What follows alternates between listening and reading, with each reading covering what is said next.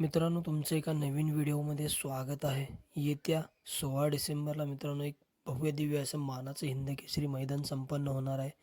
मौजे पुसेगाव, तालुका खटाव, जिल्हा सातारा या ठिकाणी.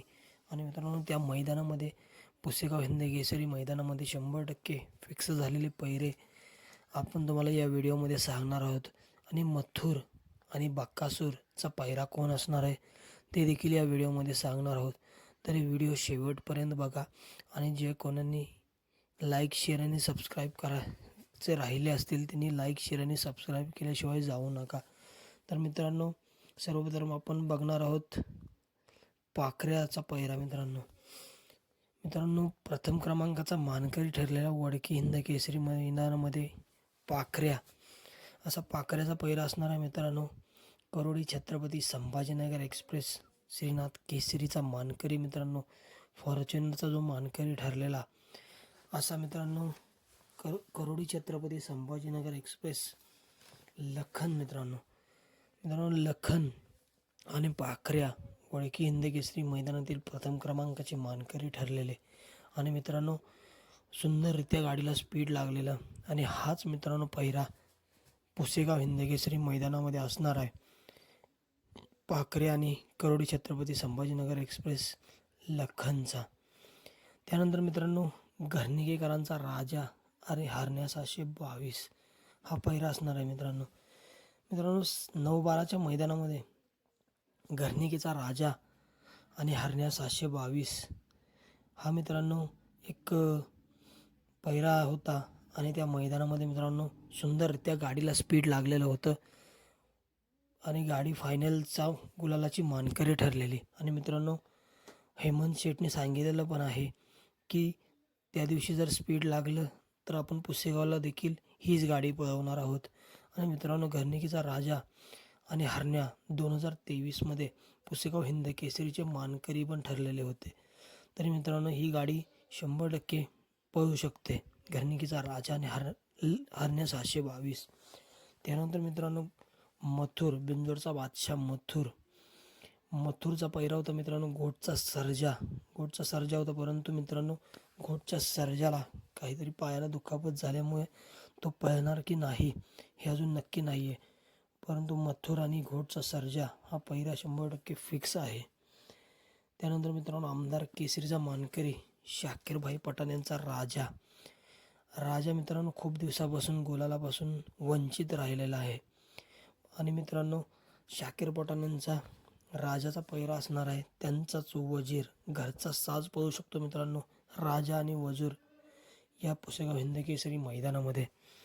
त्यानंतर मित्रांनो, अमित शेठ भाडे वाघोली पुणे यांचा मित्रांनो हिंदकेसरी चिमण्या 7-12 मैदानातील प्रथम क्रमांकाचा मानकरी ठरलेला हिंदकेसरी चिमण्या आणि सर्जा दादा सुंदररित्या गटाला स्पीड लागलेलं, सेमीला देखील सुट्टा निकाल घेतलेला आणि फायनलला देखील मित्रांनो सुट्टा निकाल घेऊन 7-12 मैदानातील प्रथम क्रमांकाचा मानकरी ठरलेला हिंदकेसरी चिमण्या. आणि चिमण्याचा पैरा असणार आहे मित्रांनो वादळ. चिमण्या आणि वादळ मित्रांनो जोगोडी मैदानातील प्रथम क्रमांकाचे मानकरी ठरलेले. सुंदररित्या गाडीचं स्पीड लागलेलं मित्रांनो. आणि ही गाडी पुसेगाव हिंदकेसरी मैदानामध्ये देखील पळू शकते. त्यानंतर मित्रांनो, गुलालासाठी संघर्ष करत असलेला पिस्टन 2211 पिस्टन 2211 मित्रांनो भरपूर एक काळ गाजवलेला आहे, परंतु आता गुलालासाठी संघर्ष करतोय. आणि मित्रांनो, पिस्टन 2211चा पहिरा असणार आहे ओगलेवाडीचा तेजा. तेजा आणि मित्रांनो पिस्टन 2211ची गाडी आधी पाहिलेली आणि सुंदररित्या गाडी पाहिलेली मित्रांनो. याही देखील एक पहिरा असू शकतो. मित्रांनो, वेगाचा शेवट सर्जा आणि मित्रांनो वाटेगावकरांचा बादल. मित्रांनो, वेगाचा शेवट सर्जा आणि वाटेगावचा बादल जेव्हा एका जोट्यात पाहिलेले आहेत तेव्हा टॉपचा स्पीड लागलेला आणि गाडी गुलालासाठी पात्र पण झालेली आहे. हा एक 100% पहिरा असू शकतो मित्रांनो. त्यानंतर मित्रांनो, संघर्ष करून आलेला मित्रांनो रुस्तम हिंद